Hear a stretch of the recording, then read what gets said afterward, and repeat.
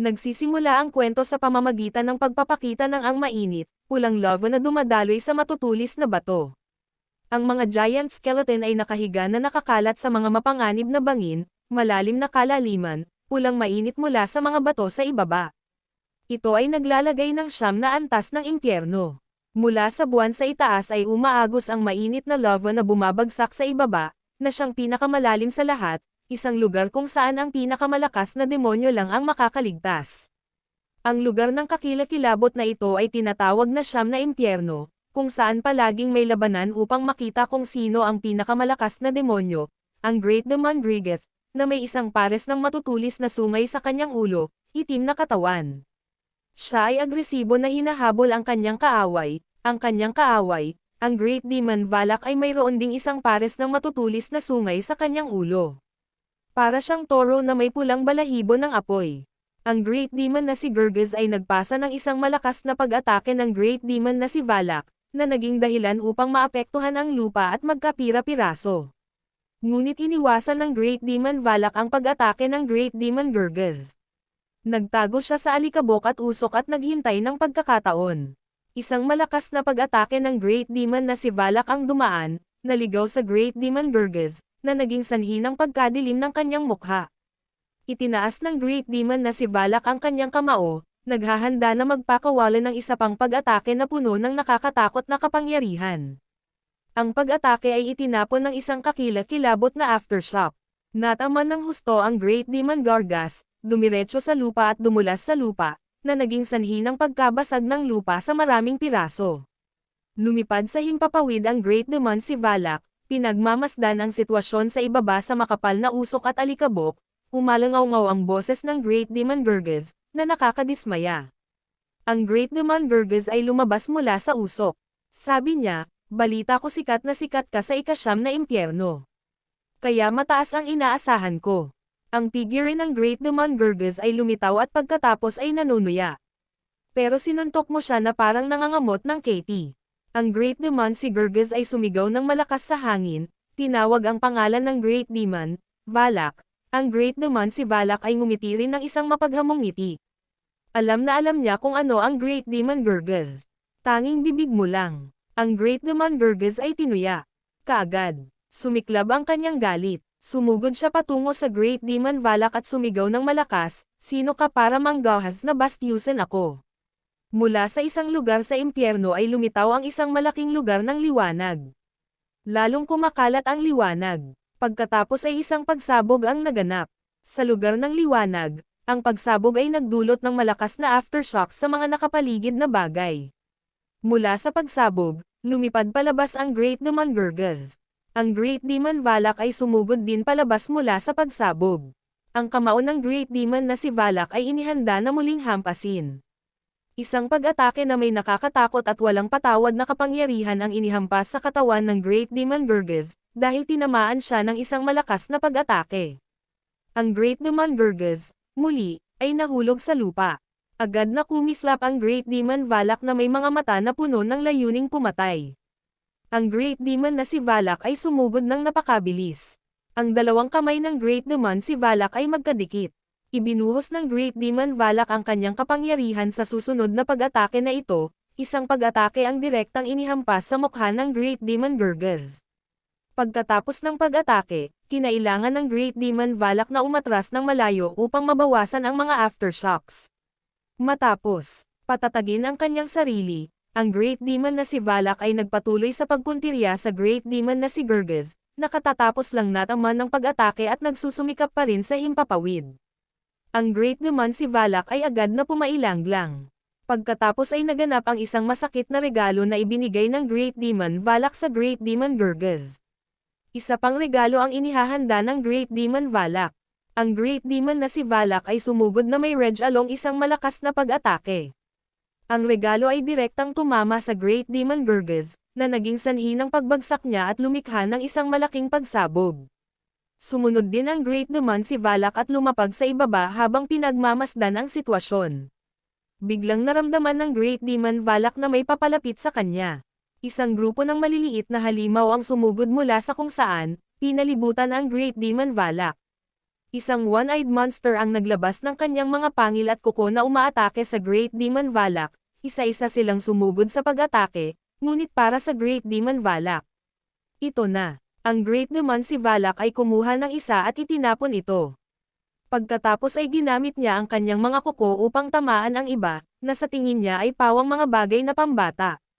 Biglang napagtanto ng Great Demon Valak na may mali. Sa halip na umatake, mahigpit na hinawakan ng mga batang halimaw ang isa sa mga braso, binti at pakpak ng Great Demon Valak sa kabilang panig, niyakap din sila ng mahigpit, na pinipigilan ang Great Demon Valak na magpumiglas. Ang Great Demon Gurgaz ay lumabas mula sa isang lugar na puno ng pagsalakay at galit. Tila napagtanto ng Great Demon si Valak kung bakit siya pinipigilan ng maliliit na halimaw na ito pagkatapos niyang makita ang Great Demon Gurgaz na lumitaw sa kanyang likuran, isang tugon na puno ng kapangyarihan at puot mula sa Great Demon Gurgaz sa Great Demon na si Valak. Malakas ang pag-atake kaya nabasag ang lahat sa paligid. Natakpan ng makapal na usok at alikabok ang paningin ng Great Demon Gurgaz. Matapos maalis ang usok at alikabok sa harap ng Great Demon Gurgaz, ay isa lamang batis ng mainit na lava, hindi ang wasak na katawan ng Great Demon Valak. Habang ang Great Demon Gurgaz ay nalilito at nalilito, hindi nauunawaan kung ano ang nangyayari. Pagkatapos ang Great Demon Valak ay lumitaw na ganap na buo. Wala ni isang piraso ng balat o laman ang nasira. Nag-aapoy pa rin ang magkabilang braso niya na parang sulo. Itinaas ng Great Demon na si Valak ang kanyang apoy na kamao at ipinahayag na tapos na ang oras ng laro. Susunod, ang Great Demon Valak ay nagsimulang makakuha ng momentum. Ang Great Demon Valak ay kumislap pasulong na parang kidlat. Malapit nang magbanggaan ang malakas na kamao ng dalawang Great Demon. Ang Great Demon Gurgaz ay nagpakawala ng isang mabagsik na dagandong. Pagkatapos ay isang malakas na pag-atake ang pinakawalan ng Great Demon Gurgaz. Ngunit sa kasamaang palad, bago pa niya magawa ang anumang bagay ay sumabog na sa kanyang pagkagulat ang panunutok ng kamay ng Great Demon Gurgaz. Ang naging sanhi nito ay ang Great Demon na si Valak na nag-teleport sa likod ng Great Demon na Gurgaz na may pinal na pag-atake. Pinagtibay ng Great Demon Valak na ang pinakamalakas na tao sa 9 ang tahanan sa akin. Isang higanteng butas ang lumitaw sa dibdib ng Great Demon Gurgaz, na nagdulot sa kanya ng sakit. Ang Great Demon na si Valak ay walang kompromiso at nag-aalangan na hampasin. Sa pagtatapos ng nakamamatay na pagkilos na iyon, ang Great Demon Valak ay dumaong sa ibaba sa walang katapusang digmaang ito. Ang katawan ng Great Demon Gurgaz ay bumagsak sa likod ng Great Demon Valak. Naisip nila na walang ganap na mananalo, hanggang sa siya ay nagpakita ng Great Demon Valak. Ang ekspresyon ng Great Demon si Valak ay mukhang nalilito at medyo nalilito. Ang Great Demon na si Valak ay magalang na lumuluhod sa harap ng isang tao, at sa paligid niya ay marami pang mga demonyo na gumagalang din na yumuyuko. Napakatahimik ng kapaligiran ngayon. Lumalabas na ang Great Demon na si Valak ay nananatili sa kastilyo ng Hari ng Demon, at sa harap ng Great Demon na si Valak ay ang trono ng Hari ng Demon, at ang taong nakaupo sa maharlika sa trono ay ang makapangyarihang Demon King. Ang taong iyon ay ang hari ng lahat ng demonyo sa impyernong ito. Biglang nagtaas ng boses ang Great Demon Valak at magalang na tinanong ang hari ng demonyo, "Aking hari, bakit mo gustong bumalik? Nasa iyo na ang lahat sa impyernong ito." Sa halip na bigyan ng sagot ang Great Demon Valak, nanatiling tahimik lang ang Demon King na walang sinasagot sa kanya. Biglang tumayo ang Demon King.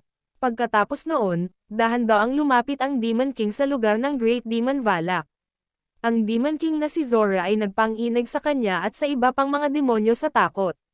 Ang katawan ng Great Demon si Valak ay basang-basa sa pawis, nanginginig at natatakot sa kanyang puso, alam niyang ang Demon King ay may kapangyarihan ng katakawan. Ayon sa alam ng Great Demon na si Valak, ang Demon King, naabsorb niya ang lahat ng kapangyarihan at katawan ng bawat demonyong nakasalubong niya, at siya rin ang naging sanhi ng pagkamatay ng 7 makalupang prinsipe na impyerno. Ang mga nagsisimula ay pantay-pantay, ngunit nagdusa din ng pagkatalo sa mga kamay ng Demon King, ang hari ng lahat ng demonyo na ang pinakamataas na kapangyarihan ay nagmula sa paglamon sa lahat ng demonyo ng impyerno, kahit na ang isang demonyo ay sinanay. Sa takot ni Lalit, naramdaman pa rin niya na galit ang Demon King sa kanilang mga puso. Lahat ng demonyo ay may masamang premonition tungkol sa kalagayan ng Great Demon na si Valak. Malapit na siyang lamunin. Biglang umalangaw-ngaw ang boses ng Demon King. Paano naging posible ang lahat? 100,000 taon na akong na-stuck sa isinumpang lugar na ito. Sa sandaling marinig ko ang Demon King na sinabi ito, ang Great Demon Valak ay agad itong naramdaman sa kanyang puso. May mali. Anuman ang mood ng Great Demon si Valak, ang Demon King ay nagpatuloy sa mapang Lon na ipagpatuloy ang parehong eksena, ang parehong pagpatay araw-araw. Saglit na tumigil sa pagsasalita ang Demon King, pagkatapos ay itinaas ang kanyang kamay para tanggalin ang kanyang faceplate. Matapos tanggalin ang armor, nabunyag na ang tunay na pagkakakilanlan ng Demon King bilang isang tao, ang tunay na pangalan ng Demon King ay Okangyo. Sa oras na ito, medyo galit ang mood niya, kaya sumigaw siya ng malakas, baka may something dito. Saka lang natin makukuha ang lahat. Nang makitang hindi komportable si Demon King, nag-aalalang nagtanong ang Great Demon Valak, nagugutom ka ba? Kung oo, may iaalok ako sa iyo. Hari ng demonyo. Pagkatapos ay ibinaling niya ang kanyang mukha na parang isang pahina ng isang libro. Nilinggan niya ang barbero at inutusan ang kanyang mga nasasakupan na ihain ang pagkain. Agad namang sumunod ang dalawang demonyong nasasakupan, oo. Habang ang dalawang nasasakupan ay nakayuko sa pagdadala ng pagkain, ang Great Demon Valak ay magalang na binibigay ang Demon King na si Okangyo sa kanyang regalo, kahit na ito ay hindi pa rin sapat para sa hari na lumamon ng 1,000 na tao. Demon, mangyaring tanggapin ang mga puso ng iyong hamak na mga lingkod gaya niya nagsalita, binuksan ng Great Demon ang ilaw ng ulam at ipinakilala ito ng buong pagmamalaki. Ang Great Demon si Valak taos pusong iniharap sa Demon King ang ulam na natagpuan niya ang pinakadakilang puwersang natitira sa mundong ilalim, ang ulo ng fossil roe. Sana bumili ka at lunukan mo syempre bilang tao. Paano makakain ng Demon King na si Okangyo? Ang bagay na ito, kaya galit niyang inihagis ito sa mukha ng Great Demon Valak at pinagalitan siya. Malayo pa ang lalakbayin ko. Kinain na ang bastos na ito. Nang makitang hindi siya kontento sa regalong ibinigay sa kanya ay agad siyang humingi ng tawad. Pasensya na. Si Demon King Okangyo ay pumutok sa kanyang mga labi at sinabing, gusto ko ito. Sa pag-aatubili ng sabihin ng Demon King na si Okangyo, kung ano ang kanyang hinahangad. Gusto kong ang Great Demon Bala sa tabi niya ay sobrang kinakabahan. Gusto niya talagang malaman kung ano ba talaga ang gusto niyang kainin. With all his cravings, sinabi ni Demon King Okangyo ang pangalan ng isang ulam na gusto niyang kainin. Gusto kong kumain ng chicken joy. Nang marinig ang pangalan ng gayong kakaibang ulam, nagsimulang gumalaw ang mga demonyo. Chicken joy, biglang naghiyawan ang mga demonyo. Chicken joy, ang pinakahuling pagkain na gusto ng matako na Demon King. Naisip ng dalawang subordinate ng Great Demon Valak na ang pagkain ng Demon King ay isang bagay na lubhang kasuklam-suklam, isang plato na puno ng hilaw na pulang karne. Nang marinig ang hindi pagkakaunawaan ng dalawang lalaking ito, nabigla sila, dahilan para mapag-alitan sila ng Demon King na si Okangyo. Hindi naman ganon. Ang mga handgal na ito, sa kabila ng pagpapaliwanag ng Demon King na si Okangyo na ang pagkain ito ay hindi tulad ng iniisip nila, ang Great Demon Balag ay hindi pa rin masyadong nakakaintindi. Masigasig pa rin siyang mag-volunteer kung anong ulo ang dapat nating gamitin sa paggawa nito o kung anong klaseng internal organs, basta sabihin mo, pupunitin ko ang kahit ano para mabusog ka. Masasabing sa sandaling ito, labis akong walang magawa laban sa grupong ito ng mga demonyo. Hindi ganyan ang chicken joy. Masasabing noong una, ang mga demonyo ay walang konsepto ng fu. Tulala lang ang buong grupo nila. Ito ba o hindi, wala silang ibang alam kundi lumunin ang katawan ng kalaban matapos itong kainin manalo sa laban. Ipinagmamalaki din ng Great Demon Valak na sabihin iyon. Gusto rin daw niya ng means of entertainment. Sa nakikita ko, nasiyahan siya sa pagpatay sa 7 prinsipe ng impyerno, kasama ang mga demonyong katabi niya. Hearing na sumunod din siya, totoo na iba ang Demon King, ang hari ng dugo at pagpatay. Ang daming sinasabi ng grupong ito, mas nagiging mali. Ang Demon King, Okangyo ay sumigaw, walang magawa, hindi ganoon. Gusto kong magbasa ng mga nobela at magbasa ng manhwa bigla. Ang Great Demon Valak ay itinulak ang kanyang kamay sa lupa ng buong paggalang. Ang Great Demon Valak ay nagsabi, kamahalan, kahit na hindi ko magagamit ang aking maliit na lakas upang bigyang kasiyahan ang iba, ang Great Demon biglang umiyak ng malakas si Valak at sinabing, please patayin ako. Dahil sa kawalang kwenta ko na makita ang lalaking ito na biglang humihiling sa akin na patayin siya. Utos ng Demon King na si Okangyo, makinig ka sa akin. Sabihin natin minsan at tingnan habang patuloy na umiiyak at nagmamakaawa na patayin ako ng Demon King na si Okangyo. Ang Demon King na si Okangyo ay patuloy na bumubulong sa kanyang sarili, na umaasang magkaroon siya ng kahit isa. Bumantong hininga si Demon King Okangyo at sinabi sa sarili, "Someone I love." Biglang may humalangaw-ngaw na boses. Oh, iniisip ng taong iyon na ang taong mamahalin ay hindi ako. Ang taong nagsabing iyon ay ang babaeng demon na nagngangalang Lila. Naglalakad siya patungo sa lugar ng Demon King na si Okangyo. Siya ang Queen of the Cookbox species. Kahit saan pumunta si Lila, ang mga demonyo ay nabighani sa kanya. Ha! Wow! Napakaganda! Mr. Lalit, siya ay kilala bilang ang pinakamagandang tao sa impyerno. Lumapit si Lalit kay Demon King Okangyo at may kumpiyansang sinabi, "Kamahalan." Biglang kinagat ni Lalit ang mga pangil at nag-aalangan na sinabi, "Sir." Biglang napaluha si Lalit at galit na sinabi na hindi siya kontento sa pagkakaroon ng puso ni Lalit. Napakasama ng Demon King na makita ang mukha ni Lalit. Ang puso ni Demon King Okangyo ay nadurog at nawalan ng kulay sa kabila ng pagkasuklam sa kanya ni Demon King Okanyes. Lily, paninindigan pa rin ni Lalit ng buong katapatan, tiyak na papayag akong magpalipas ng gabi sa kanya. Marinig ko lang na panay ang pagtanggi nito sa kanya at tiyak na parang ako ang nag-utos na huwag kang lalapit, kung hindi ay mamamatay ka. Kahit na sinabihan siya ng mga ganitong malupit na salita, kalmado pa rin siyang nagpanggap na heartbroken. Ho, kaya mahiyain ka. Biglang ginamit ni Lalit ang kanyang malapot na galame na buhok para balutin si Demon King Okangyo at mapang-akit na sinabi, "Kaya paano mo matatawag ang iyong sarili na pulis na hari ng impyerno gamit ang iyong kahindek-hindek na buhok?" Dumampi ang ari nito sa katawan niya na ikinaiinis niya kaya napasigaw siya, taliwas sa Demon King na si Okangye's negative attitude, parang gusto at hinahangaan siya ng mga demonyo kapag nililigawan siya ni Lalit, nakakahiya si Demon King, nakakainggit, sa iyo. Diyos ko, nakakahiya, pinilit nitong aminin ang kanyang pagkakakilanlan. Oo, si Cookpok, isang species na dapat lumamon sa kakanyahan ng tao, ayon sa Demon King na si Okangyo. Si Lila, ang Queen of the Lesser Species, ay hindi maganda, at kasalukuyang pinipilit siyang halikan, kahit na mariin niyang tinanggihan ang kanyang multo. Natarante rin si Balek at gusto siyang pigilan. Sa lahat ng kanyang kawalan ng kakayahan. Nagmakaawa si Demon King Okangyo, "Lalit, please go away." Tulad ng para sa Demon King na si Okangyo, sa totoo lang, kumpara kay Lalit, ang Balek ay talagang mukhang kaibig-ibig. Para siyang maliit na alagang hayop na sinusubukang maging agresibo. Dapat ko bang patayin silang lahat? Ang Demon King, hindi niya maitatanggi sa kanyang puso, oo, hindi niya maisip ito sa pagtingin sa kanyang mukha. Ngunit si Demon King Okangyo ay labis na nadismaya sa kagandahan ni Lalit. Ang aspetong ito ay medyo sobra. Sa buong determinasyon niya, kinuyam ni Demon King Okangyo ang kanyang kamao at ipinahayag, "Lupa, kailangan kong bumalik sa Earth." Sa sandaling marinig nila ang deklarasyon ng Demon King na si Okangyo, kapwa ang Great Demons na sina Balek at Lila ay nagulat at nalito na hindi makapaniwala.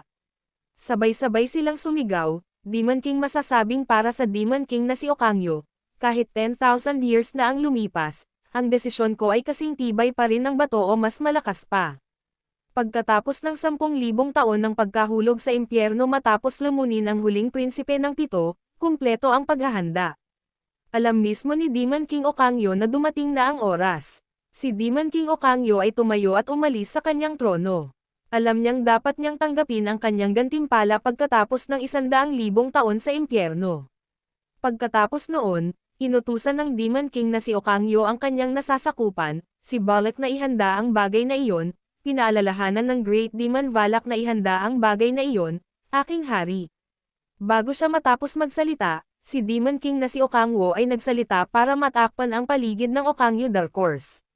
Naging galit ang kanyang mga mata. Tumingin siya at sinabing, "Gusto mo bang ulitin ko ang sarili ko?" Dahil dito nagulat at nagpanik si Locke. Mabilis siyang yumoko at humingi ng tawad. "Ihahanda ko agad." Pagkatapos ay mabilis siyang nagbigay ng utos, "Lahat kayo ay." Mabilis na tumawag kay Amon, ihanda ang mga kasangkapan para sa 7 Great Wonders at tapusin ang utos. Matapos marinig ng malinaw ang utos, sabay-sabay na sinabi ng mga katulong, kaagad, itinaas ng Witch Amon ang kanyang mga kamay ng mataas at bamulong ng isang spell. Sa paligid ay may mga estatwang bato na may dalawang sungay na may hawak na magkaibang bagay sa kanilang mga kamay, napapaligiran ng 5 malalaki at matataas na estatwa ng bato. Sinabi ng Great Demon Valak sa Demon King na kompleto na ang proseso ng paghahanda. Narinig iyon ni Okangyo at malamig na sumagot, oo. Tumayo si Lilith sa tabi niya nang walang sabi-sabi. Ang kanyang mga mata ay napuno ng luha habang siya ay tumingin kay Okangyo, parehong sina Valak at Lilith ay tumingin kay Okangyo na may luha sa kanilang mga mata at tinawag ang Demon King. Okwo, hinubad ang kanyang balabal at ibinagsak sa lupa. Hindi niya pinansin sina Block at Lilith. Umakyat sa hagdan at sumulong. Sa pagkakataong ito, nagsalita si Ahmad at nakuha ang atensyon ni Okangyo. Sinabi niya na kung ang isang Demon King na si Wu ay mag-iniksyon ng malaking halaga ng magic power sa instrumento ng 7 Great Wonders, kung gayon sa pamamagitan ng pagwarpong ng mga hangganan ng oras at espasyo, ang isang space-time rift ay mapipilitang mabuksan ng mapagtanto ang mga salita ni Aman. Lumapit si Okangyo na malamig ang mukha at pinuri siya. Magandang trabaho, Terra na. Ang seremonya ay mabilis na nagsimula sa paligid ng Okangyo, mahiwagang kulay na usok ay lumitaw. Sinabi niya sa sarili na makakauwi na siya sa wakas. Ipinikit ni Okangyo ang kanyang mga mata at ni-relax ang kanyang katawan, hinayaan ang mga purple na bagay na gawin ang anumang gusto nila, daan-daang 1,000s ng magic core, ang mga kulay na bagay na iyon ay nagtipon upang bumuo ng bola. Sa proseso ng pagtitipon, hindi nila maiwasang mahulog. Naghulog sila ng mga patak ng tubig, na bumubuo ng isang pabilog na paggalaw. Matapos tipunin ang lahat, inilabas nila ang lahat, na lumikha ng isang malaking pagsabog. Kaagad pagkatapos noon, isang sinag ng lilang liwanag ang sumikat mula sa itaas, na nagpapaliwanag sa buong lugar na lumilikha ng nakakagulat na hangin sa lahat ng naruroon. Hinangaan ni Amon na ito ay talagang 100,000 magic core. Napakalaki talaga ng magic power. Pagtingin ko pa lang ay nabighani na ako. Ang mga batong estatwa na iyon ay nanunood pa rin sa prosesong naganap ngayon lamang malapit sa ulo ng estatwa, agad na nagmulat ang mga mata ng estatwa. Mga ilaw na pumapalibot sa mga mag-aaral sa gitna ng grabidad, isang puting ilaw ang nagbuga. Nagdulot ito ng gulat na bulalas ni Amon, aking Demon King, lahat ng 7 piraso ng tool ay nag-react. Malapit nang bumukas ang pinto. Sabi ni Okangyo sa sarili niya, kung babalik man siya, wala doon ang pamilya ko, mga kaibigan ko, kahit manliligaw ko, pero at least hindi katulad ng lugar na ito ang lugar na iyon. Kaya mas mabuti na. Nagsalita si Okangyo at nag-anunsyo ng oras na umalis nang hindi matanggap ang katotohanan. Tinawag ni Lilith ang Demon King, dahilan upang si Bilak na lang ang tumawag kay Lilith, ibig sabihin ay hayaang bumalik ang Demon King sa kanyang kinabibilangan. Biglang may narinig si Okangyo na umiiyak, lalo pang lumakas ang iyak ni Lilith CRI na ikinatarante ni Valak. She stammered and said, iiwan mo ba talaga ako ng ganyan? Hindi lumingon si Okangyo, ngunit inaliw pa rin niya itong huwag umiyak nang marinig ang mga salitang pang-aliw mula kay Okangyo. Masayang tinakpan ni Lilith ang kanyang mga labi upang maiwasang mapasigaw sa tuwa.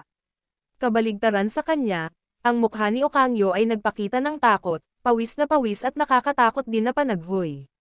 Masayang namula si Lilith na nagsasabing, gaano kamo ang kanyang mga salita sa akin. Pakiramdam ni Little Lilith, ay sisabog na ang kanyang puso dahil sa pagmamahal ng Demon King, unti-unting lumabas ang mga butil ng tubig mula sa mga galami na mata, pagkatapos ay pumutok ang mga water balloon, na naging sanhi ng pagtilamsik ng tubig kung saan-saan. Napansin ito ni Okangyo at agad na namutla. Bakas sa mukha niya ang takot, hindi makapagsalita. Isang maliit na Lilith ang gustong sumama sa hari, dahil ito ay kasuklam-suklam. Agad na tumalon si Okangyo sa butas. Tahimik siyang nagmura, naiwan si Lilith na nalilito. Tumingin si Lilith sa butas at tinawag ang Demon King. Si Lilith, kahit malayo siya, sinabi pa rin ni Lilith na kahit anong mangyari, susundan niya ang kanyang Okangyo na lumingon pabalik sa butas. Saka sumilay ang ngiti sa mga labi na iyon. Lumingon ng buo, itinaas ang gitnang daliri, gilangin, sabi, ayaw na kitang makita. Hindi na kita makikita. Mabilis na nakarating si Okuo sa ibang espasyo. May mga sinag ng asol na liwanag sa paligid niya. Unti-unti siyang lumapag at bamulong, 10,000 na ako sa impyerno ng mahigit 10,000 taon na. Ayokong baguhin ang nakaraan o dumating. Wala akong tiyak na hinaharap. Kailangan ko lang makita ang lupa na dati kong kilala. Lumapag si Okangyo sa tabi ng bola na may asteroid sa loob. Nagsalita siya, ngayon ay babalik na talaga ako sa Earth sa dulo. Ang aking mga salita ay naputol ng kakaibang kidlat na lumilitaw sa paligid ng bola. Natarante siya at iniisip kung ano ang nangyayari. Nagpakita ang sistem ng mensahe na may nakita itong basag na nukleus. Ang mekanismo ng proteksyon ng crack spine ay naisaaktibo. Nag-intertwined ang mga pulang sinag upang bumuo ng lambat. Nagtaka si Okangwo kung ano ang nangyayari. Anong klaseng sitwasyon ito? Ang mga palatandaan ng babala ay nasa lahat ng dako. Ang enerhiyang nuclear ay mas malakas kaysa sa limitasyon, na pinapagana ang mga mekanismo ng pagtatanggol ng lahat ng dimensyon. Naguguluhan si Okangyo kung ano ang nangyayari sa impyerno. Overloaded ang sistema ng lalaki. Saan nanggaling ang kidlat? Mula sa maraming iba't ibang panig, umaatake sa isang target. Tinamaan siya ni Okangyo ng kidlat, kaya napasigaw siya, nabigo, nabigo. Imposibleng ganap na matanggal ang nucleus ng bitek na nakuryente na ginawang puno ng ugat ang mukha ni Okangyo dahil sa sakit, nagngangalit ang kanyang mga ngipin at sinubukang maging walang ingat. Nagsimula na ang limitasyon sa kisame. Itinaas ni Okuo ang kanyang kamay para hawakan ang bola, dahilan para mas maraming kidlat ang lumitaw. Huwag mo nang subukan. Damn it, damn it. Nang matapos siyang magsalita, napalingon ang mga Okuo pupils. Naging itim ang lahat, at hindi nagtagal ay nagpumigla si Okangwo na imulat ang kanyang mga mata. Nakahiga siya sa lupa na nagtataka tungkol sa sikat ng araw, ang berdeng kagubatan ay ito ba ang lupa? Ngumisi si Okangwo, nahihirapang umupo. Sinabi niya sa sarili na kailangan niyang suriin ang kalagayan ng kanyang katawan. Una, pinasimulan ng sistema ng abiso ang window ng katayuan. Right after that, may sumulpat sa harap ni Okangyo na ikinatarante niya. Okangyo, Level 1, Unang Yugto ng Paggising. Ang mga katangian ng unang yugto ng paggising ng kapangyarihan ay namumulto, karamihan sa mga kapangyarihan ng katangian ay nasilb. Ang mga katangian ng yugto ng dalawang paggising ay nagsiwalat na kapag umabot sa level 10, likas na propesyon, tandang pananong, lakas ng katawan, 8, pangangatawan, 7, katalinuhan, 8, kagalingan ng kamay, 9, magic powers. Ang likas na index, 12, dexterity, 7. Ang pagpapakilalang ito ay si Okangyo, hindi maiwasang magtaka. Ito, si Mr. Okangyo ay matamang nakatingin sa data board, nang umalangaw-ngaw ang mga hiyawan mula sa kung saan. Sumimangot siya at pinagmasdan ang mga halimaw na may iba't ibang kulay, malalaking ilong, mahabang tenga, matatalas na ngipin na malakas na sumisigaw, bawat isa ay may hawak na mabigat na sandata sa kanilang mga kamay. Nang nakita ito ni Okangyo, isinumpa niya ang sarili, nanay, walang masyadong halimaw na ganyan sa Earth. Itinaas ni Okangyo ang kanyang kamay para gumawa ng galaw. Naipon sa palad niya ang mga purple lights na iyon. Sabi ni Okangyo sa sarili na haharapin na lang muna silang lahat. Biglang nawala ang mga ilaw na iyon. Nawalan ng laman ang kamay na iyon, dahilan para nanlaki ang mga mata ni Okangyo sa gulat. Tumingin siya sa kamay niya at naisip na mahina ang magic power sa 100,000 magic cores. Mabilis na lumapit ang mga halimaw na iyon sa ulo ni Kangyo. Naikuyom ni Okangyo ang kanyang kamao at sinabi sa kanyang sarili, pagkatapos ay kailangan kong gamitin ang pag-iisip na ito na gawin ito. Sumugod si Okangyo patungo sa mga halimaw na iyon na dumaan sa kanila, at kaagad na nahati ang katawan ng halimaw, ang kapangyarihan ng Demon Sadnak na Kando. Okangyo, namumula ang mga mata. Sumugod ang halimaw at sumigaw ng malakas sabay taas ng kamay bilang paghahandang hampasin ang kalaban. Sa oras na ito, ipinapakita ng system na matagumpay mong nasira ang E-level monster, ang Goblin.